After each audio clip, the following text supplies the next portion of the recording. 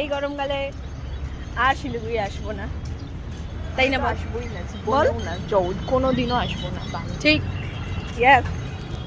তো চলো আজকে এই গরমে বিধ্বস্ত হয়ে শিলিগুড়িতে কিভাবে কাটালাম সেটাই তোমাদের শেয়ার করব। বেসিক্যালি আমি উঠি কিন্তু 7:30-8টার দিকে, কিন্তু আজ অনেকটাই তাড়াতাড়ি উঠেছি কারণ আজকে শিলিগুড়ি যাব। উঠেই দেখি কালকে রাত্রে ভীষণ পরিমাণে বৃষ্টি হয়েছে আর ওয়েদারটাও একেবারে ওয়াও, একদম আমার মতন, তাই না? আরে আমি জানি তো আমি বেশি ইয়ার্কি ঠাট্টামি করি। যাই হোক, আমি কিন্তু অনেক তাড়াতাড়ি উঠে টুটে রেডিও হয়ে নিয়েছি, কিন্তু আমার সাথের মানুষটা আসতে তো অনেকটাই লেট করে সব সময়। ওফো, কি করি যে এই মানুষটাকে নিয়ে। বরাবরই আমাদের কপালটা কিন্তু জেঠালালের মতনই থাকে, কিন্তু আজকে লাকিলি আমাদের কপালটা এত ভালো যে ট্রেন আধ ঘন্টা লেট। আজকে মনে হয় সূর্য পশ্চিম দিক থেকে উঠেছে। ওহো, আজকে তো আমাদের এখানে সূর্যই ওঠেনি।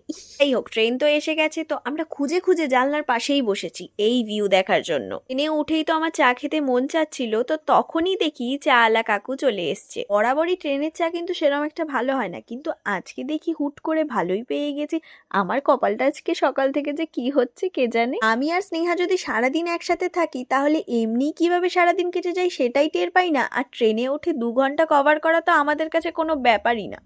কি ভাবো তোমরা? এই হোক, এই নর্থ বেঙ্গলের বৃষ্টির দিনের ওয়েদার গুলো কিন্তু ভীষণ সুন্দর হয়ে থাকে। এই মেঘগুলো কি সুন্দর পাহাড়ের উপরে ভেসে আছে। দেখতে দেখতে তো শিলিগুড়ি পৌঁছেই গেছি। সেখানে নেমেই আমরা ভাবছিলাম কোথায় বসে খাওয়া যায়, আর এই দেখো আমার বাবা 5:30টার দিকে উঠে এইগুলো সব ব্রেকফাস্ট আমাদের জন্য বানিয়েছে, যাতে আমরা বাইরে না খাবার খাই। শিলিগুড়ি তো এসে পড়েছি, কিন্তু নর্থ বেঙ্গল ইউনিভার্সিটি যাব কিভাবে সেটাই তো বুঝতে পারছিলাম না, কারণ আমি শিলিগুড়ি একা সেরম ভাবে কোনোদিন আসিনি। টুকটাক জিজ্ঞাসা করে তারপরে বাসে উঠে পড়েছি।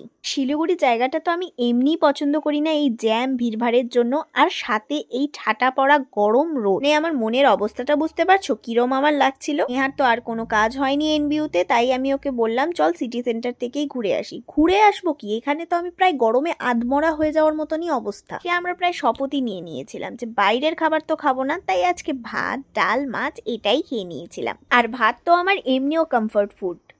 প্রায় 1 ঘন্টার মতন আমরা এই ট্রেনের মধ্যে বসেছিলাম গরমে। মুখটা প্রায় হাসি হাসি থাকলেও কি হবে, মনটা তো প্রায় কাঁদছিল শিলিগুড়িতে কেন আসলাম, এই গরমে না আসলেই ভালো হতো। কিন্তু আমি এত নির্লজ্জ যে এই গরমেও চা খাওয়া ছাড়বো না।